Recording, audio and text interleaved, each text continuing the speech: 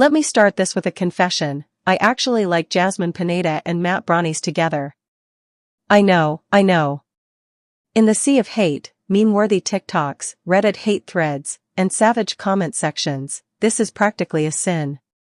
But here I am, standing in the social media battlefield, waving a tiny white flag embroidered with the words, "Let them be happy."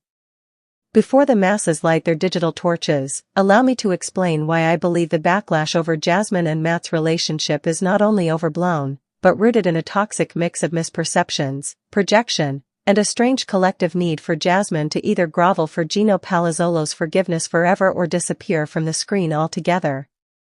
Spoiler alert, neither of those options are happening. So buckle up, 90-Day Fiancé fam. We're about to take a long, brutally honest, and maybe even slightly emotional journey through this drama-soaked love story. Let's be real.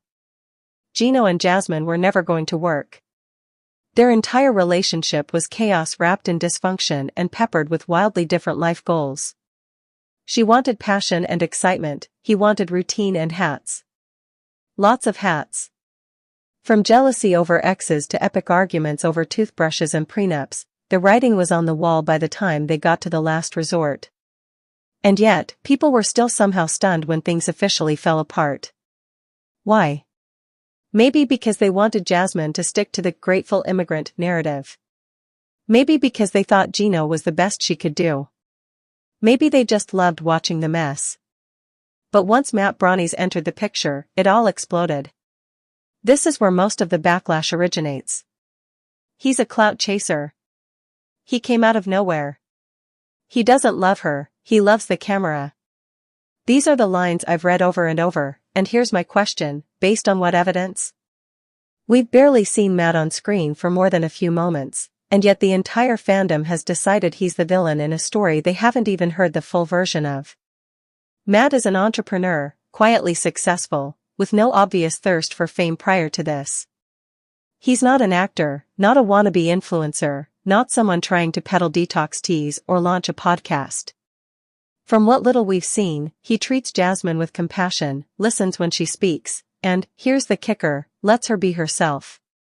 That's more than we could say about Gino on most days. Let's address the other elephant in the room. The way people treat Jasmine Pineda online is rough. No, scratch that. It's vicious. There's a difference between valid criticism and flat-out character assassination. And Jasmine, love her or hate her, has been the subject of some of the ugliest discourse in 90-day history. The venom directed at her for her plastic surgeries, her parenting decisions, her English skills, her emotional outbursts, it's like she's never allowed to simply exist without being torn to shreds. And the relationship with Matt? That be.